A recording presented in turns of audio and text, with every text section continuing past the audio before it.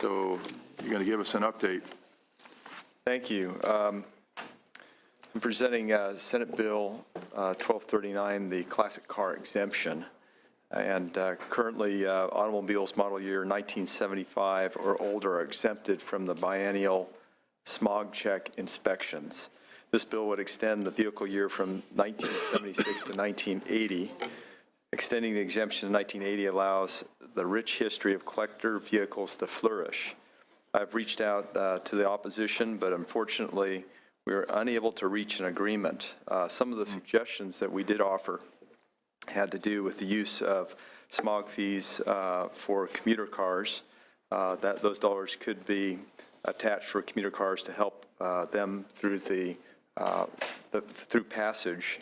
Another would be looking at a cap of the number of vehicles. And then at our last committee hearing, we offered the amendment for collector car insurance that would serve as a control measure for collector vehicles. And if I could have Rex Roden speak to that issue from the Association of California Car Clubs. Yes, briefly, yeah. Briefly, good afternoon, and thank you. Actually, good evening. There was I want to address some of the concerns that came up last week when we had some folks, the opposition, talking about collector car insurance, and one of the gentlemen mentioned that he had contacted Hagerty online and he could insure his car as a collector car. I went on, I've actually contacted 5 major collector car insurers, Hagerty being one of them, as well as Grundy, J.C. Taylor, Peacock, and American Collectors. I tried to get a 1980 Crown Victoria insured as a collector car, and none of those people would insure that vehicle as a collector car. They will insure that vehicle as a daily driver, but they basically told me that they consider anything on a daily driver, anything over 3,500 miles, they would not consider that or define that as a collector car. So I think that is a safeguard as far as this bill is concerned, that people with 1976 through 1980 vehicles who want to get their car insured as a collector car are going to be unsuccessful unless that vehicle is truly a collector car. The definition that most of these insurance companies gave me, they basically said our policies are for limited use hobby vehicles only. They will write a vehicle in those year models, but it will be as a daily driver. The expense to write those vehicles as a daily driver, because that is not their specialty, would be in excess of what normal insurance would be. In addition, the cost of the daily driver policy, even if they were to write the policy as a collector car, would be substantially more than the cost of a smog inspection every 2 years. So there really isn't any motivation by consumers to get collector car insurance to beat doing an inspection, as mentioned in prior conversations. I also think we need to remember that the collector vehicles we're talking about, 76 through 80, are passing smog inspections, and due to limited use and wear and tear on the vehicle, specifically smog equipment, is minimal. And as I mentioned last Tuesday, collector cars' emissions are about 0.3 of 1 metric ton, which is less than a charcoal barbecue.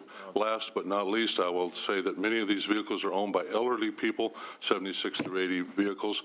They have owned and enjoyed them for many years, and in some cases since they were new. The added expense and stress over having to pass a biennial smog inspection on a vehicle that is rarely driven places an unnecessary burden on elderly owners, both financially and emotionally. It has been demonstrated time and time again that the collector car hobby is an excellent outlet of expression for our youth, but rising costs, both initially and ongoing, can keep many of these would-be young enthusiasts from participating.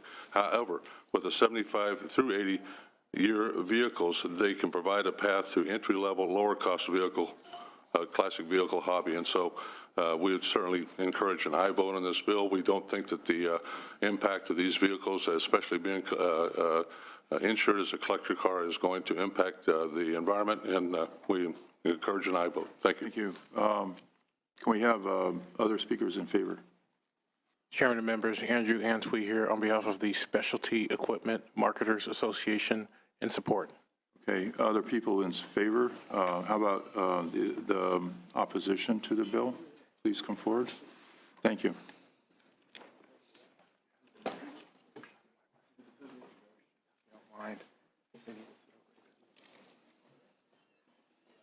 You can address the discussions. We don't have to repeat what we did last week, so discuss what kind of discussions have taken place since then, basically, is what we want to hear from you. I assume. Yeah, Mr. Chair and members, Brendan Tuig on behalf of the California Air Pollution Control Officers Association.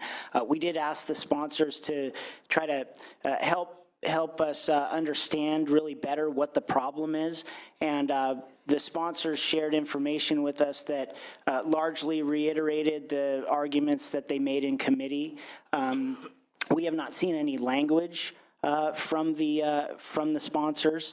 And we heard late Friday that they were considering doing just essentially the amendment from last week, but with a 5-year sunset. So I think we just have a policy disagreement. We think the program is working well. I won't necessarily go into all the points I made last week, but will remind the committee that these cars, a car that's like 1976 model year, pollutes 827 times more in reactive organic gases than a car that's 2010 model year. 30% of these cars fail smog that are in that 76 to 80 cohort. So we think it's going to make it harder for air districts to meet their clean air goals. And for those reasons, and of course all the reasons I stated last week, we remain in opposition. Thank you. Tom Addison with the Bay Area Air Quality Management District. We appreciate the attempts by the sponsor to attempt to limit the bill, but again, we have a policy disagreement. We believe that collector cars, which are well-maintained, pass smog, therefore we don't understand why they need to be exempted fully. Of course, collector cars, as the analysis notes, already have a partial exemption from the smog check program. We're concerned by that current piece of statute. We would not want to go beyond that to a full exemption. We think that is not in the interests of public health. We would also note that while these cars are used as not a daily driver, there's the people who have to use their car as a daily driver have to get it smogged. And an exemption for people whose car is a hobby strikes us as somewhat regressive. Thank you.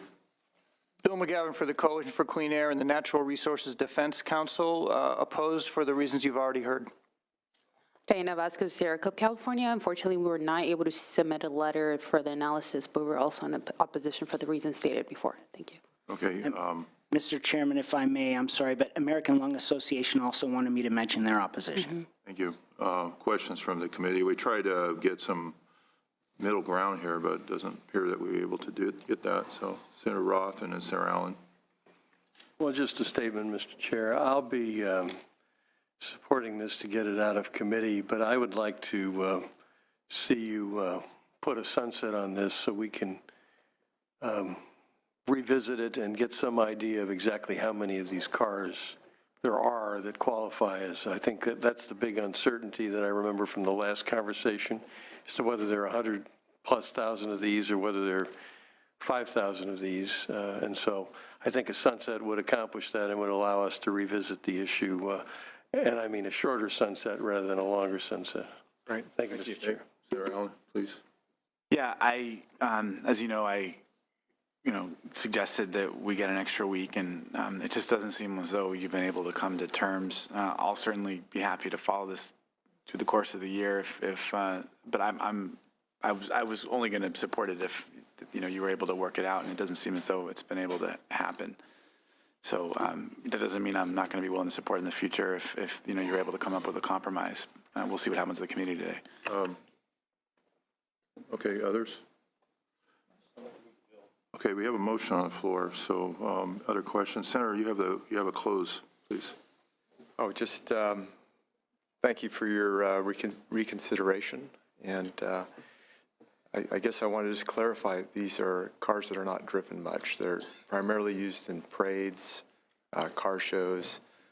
These are hobbies, people that maybe it's one of their first vehicles that they owned, and they're just trying to keep them in the best condition they can, but obviously having challenges on the smog issue. So would urge an aye vote. Thank you. Okay, we call the roll, please. The motion is do pass and re-refer to the Committee on Appropriations. Senators Bell? No. Bell, no. Canella? Aye. Canella, aye. Allen? Allen, no. Bates? Bates, aye. Gaines? Aye. Gaines, aye. Galgiani? Galgiani, aye. Leyva? Leyva, no. McGuire? McGuire, no. Mendoza? Roth? Roth, aye. Wachowski?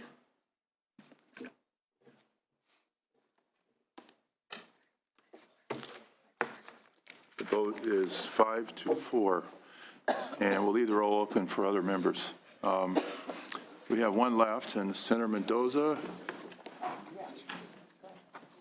you have the floor.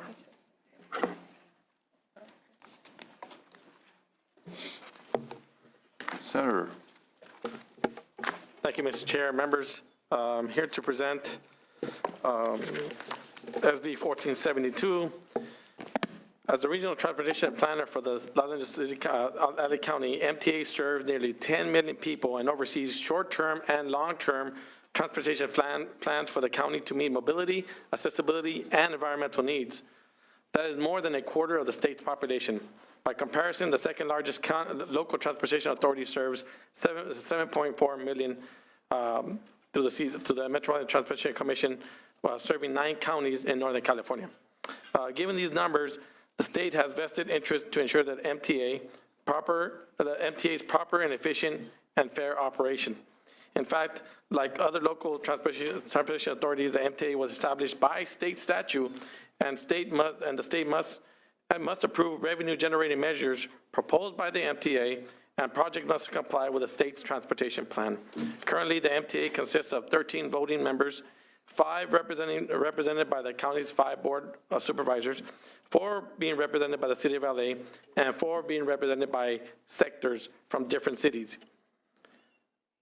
This structure, including the 4 sectors outside the city of LA, have been in place since 1992. However, this has created a problem of unequal representation. 87 cities other than the LA city have only 51% of the population, but only 31% of the representation on that board. This is unfair, and this unfairness results in, according to my constituent cities, in a very uneven allocation of LA MTA resources and services.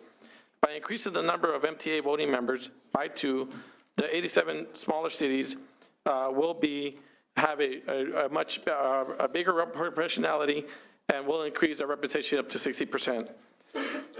This is a work in progress, members, and to be specific, this bill expands the LA County Metropolitan Transportation Authority by 2 voting members appointed by the Senate rules, and the other one appointed by the Speaker of the Assembly. Required that the 2 appointed members reside in a city outside of a city other than those already represented on that MTA board. The committee analysis raises concerns regarding the appropriateness of the state playing a role in the makeup of each of the board, but let me point out to you that the legislature has needed to step in repeatedly to establish transportation planning and operations over the last 75 years. The current LA County MTA board is the creation of the legislature itself. The legislature took action to resolve long-standing disputes between Southern California regional transit districts. We saw a similar bill today from San Bernardino, where we consolidated some transportation authorities. Just to cut a little bit short, there's been several bills in the past that have dealt with this issue. 3 in particular, I will skip over that for the sake of time. And I do have a witness in support that I would love to present. Mr. Lamont. Hi, my name is Lou Lamont. I'm the Mayor Pro Tem of Malibu. I'm also the incoming president for California Contract Cities Association, which represents 76 cities throughout Los Angeles County. And a lot of our members have issues with representation. In fact, the mayor of Southgate, Jorge Morales, was here most of the day waiting to testify here, but he had to leave. My feeling is obviously the more members that we can get that are more independent from the other 4 sectors would help us dramatically. As far as Malibu is concerned, we just celebrated our 25th anniversary, and we have never had representation on the MTA board. In fact, we've never had much mass transportation. We have 1 bus line. Unfortunately, Santa Monica now will have a the last stop on the Expo line, which puts us only 10 miles away from public transportation. So the more representation we can get, we feel it's the better. Thank you. Others in support? Anyone in opposition? See none? Oh, I'm sorry, you got to come faster, man.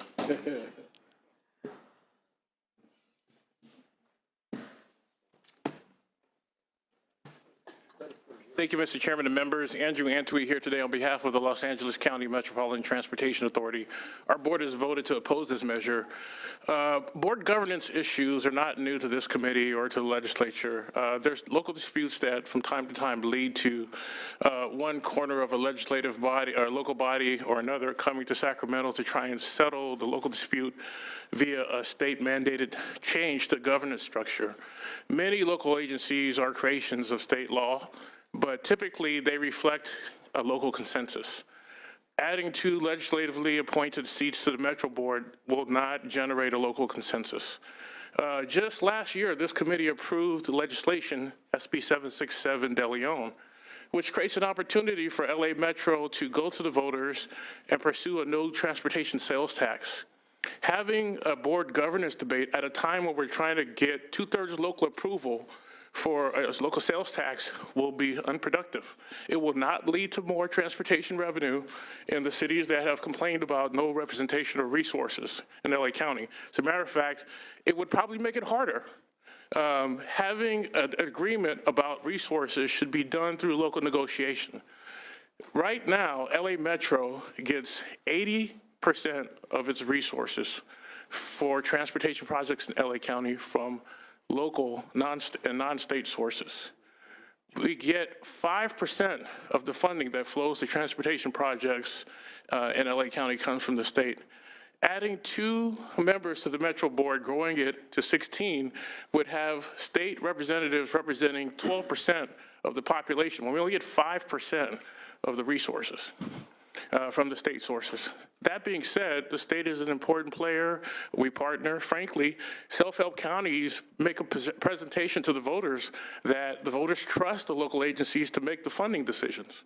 By adding state mandated representation on a board would undermine that promise that self-help counties make to the local voters about transportation resources, about being good stewards, having an expenditure plan that they pitch to the voters sign up for that, and the projects flow.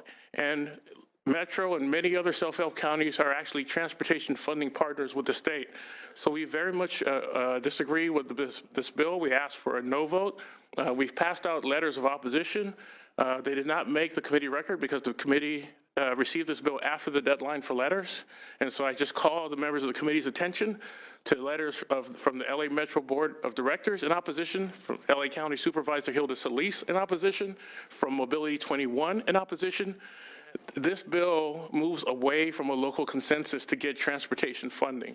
A state mandated set of appointees on the board is not the way to get local consensus. We're opposed to the bill. Also, there's 37 some odd COGS, transportation, county commissions, other flavors of local transportation bodies. Why single out LA Metro for state appointees? If it's such a good idea, why don't you add state appointees to other local transportation commissions? With that, we ask for a no vote. Okay, others in opposition? Seeing none, we'll bring it back to the committee. Are there questions or comments of the committee? See, maybe, Ms. Senator Allen, you don't have to talk, it's okay. It's encouraged, right? It's encouraged. Okay, all right. I just want, Senator Bates. I'll make it very quick. I spoke with Senator Mendoza about not a problem with expanding a board, which OCTA did with legislation that was actually introduced by Senator Correa, or he was a senator at that time. And it's worked fine at OCTA, but to have state-appointed people on the board, I can't support that. So I did make a promise that I would lay off, and you said you were going to work on that. Because if you need more people on the board and you get a broader, review of whatever the commission is proposing, that does help build local consensus. but not through a state appointment. And I think that is precedent setting. It puts every board in the state that deals with regionally local issues at risk for state intrusion, and that will not help build consensus in our communities. Thank you. Okay. Any other questions? Senator Allen, if you'd like to talk, you're, okay. All right. Would you like to close? Mr. Chair, just to answer a few of the concerns, again, this will add local consensus, which we've lacked for so many years. But this is still a work in progress. We're going to, if it gets out of this committee, we're going to go to appropriations. We're going to be working on some amendments. I know a lot of people still have concerns. We hope to work with all the opposition because a lot of the local cities, they want to see a change. They want to have a voice. Now, what I propose here, they might not like that. They might not like the fact that, it'll be appointed by the speaker in the pro tem because they change every 4 or 5 years or whatever they change. So we're going to make sure that it's something that's acceptable to everybody. I'm not saying that, I understand that LA County Metro and other folks have a concern. I get it. It's uncomfortable to change what they've been used to for so many years. But I do think that the conversation needs to occur, and in appropriation, hopefully we'll be able to work out some amendments that everybody will be happy with, and we can move the bill out, and then we'll go from there. But just respectfully asking for your support and to continue that conversation and making sure that we hopefully have a product that everybody can be happy with. Thank you. Is there a motion? Move the bill. Senator Leyva, can the secretary call the roll, please? The motion is do pass and re-refer to the Committee on Appropriation. Senators Bell, Canella. Aye. Canella, aye. Allen. No. Allen, no. Bates. Gaines. Gaines, no. Galgiani. Galgiani, no. Leyva. Leyva, aye. McGuire. McGuire, aye. Mendoza. Aye. Mendoza, aye. Roth. Wachowski. Aye. Wachowski, aye. So that's 5, so not enough to get out. We'll leave it open. Leave the roll open for Senator Bell. So Thank you. okay, with that, we do have SB 940 VIDAC. There was never a motion made on that. Do we have a motion for that bill? Motion by Senator Wachowski. Would the secretary call the roll, please? The motion is do pass and re-refer to the Committee on Judiciary. Senators Bell, Canella. Aye. Canella, aye. Allen. Bates. Aye. Bates, aye. Gaines. Gaines, aye. Galgiani. Leyva. Leyva, aye. McGuire. McGuire, aye. Mendoza. Roth. Mendoza, aye. Roth. Roth, aye. Wachowski. Allen, aye.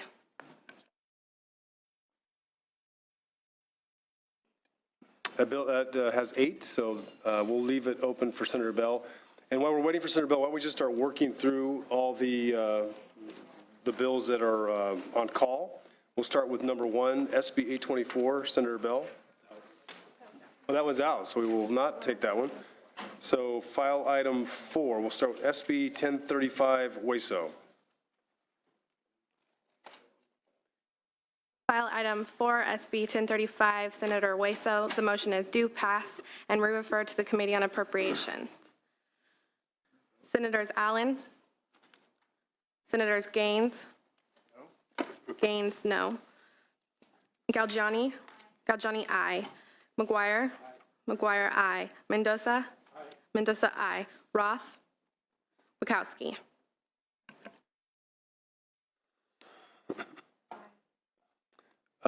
So that does not have enough to get out.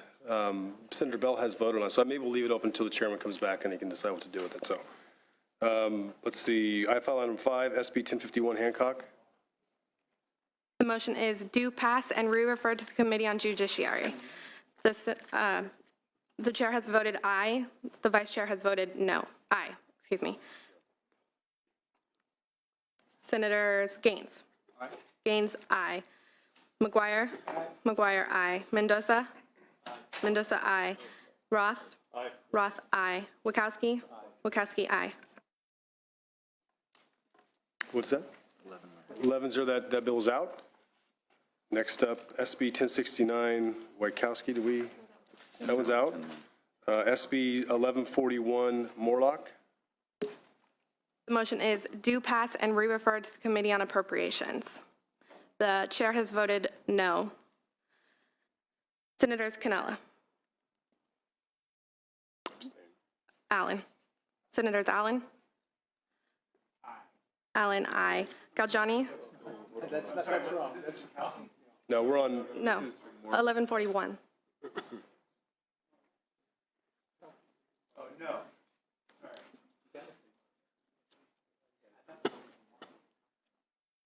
Allen, no. Galgiani? Galgiani, no. Roth? No. Roth, no. Wachowski? Wachowski, no. Okay. Leyva? No.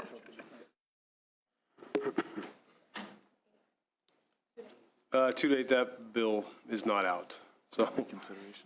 Reconsideration granted without, all right. File item 8. File my 8 by SB 1199 by Senator Hall. The chair has voted aye. The vice chair has voted aye as well. Senators Allen? Allen, aye. Bates? Leyva?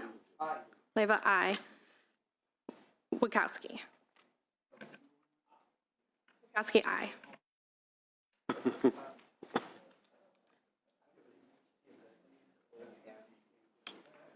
We've got some, Senator Allen, do you want us to hold before I? Yes. Are you familiar with the amendment? I don't know if you can you lay off, let you vote? I think you can. Yeah. I'm good with whatever, I just don't think you can. Can we lift the vote and recall the vote again? No, lift the vote. Okay? Yeah. Let's recall it. I think we're just going to rescind that vote and re-vote, right? You have to vote to rescind. So we have to have a motion to rescind that vote. Okay, we have a motion from Senator Galgiani to rescind the vote.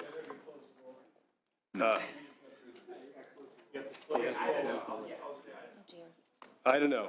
Okay. Okay? So he's a no on just that bill, 1199. Yeah. Hall Bill 1199. So that bill, what's the count? 9 to 1, that bill is out. Number 10, 1239, I think we just did that one, didn't we?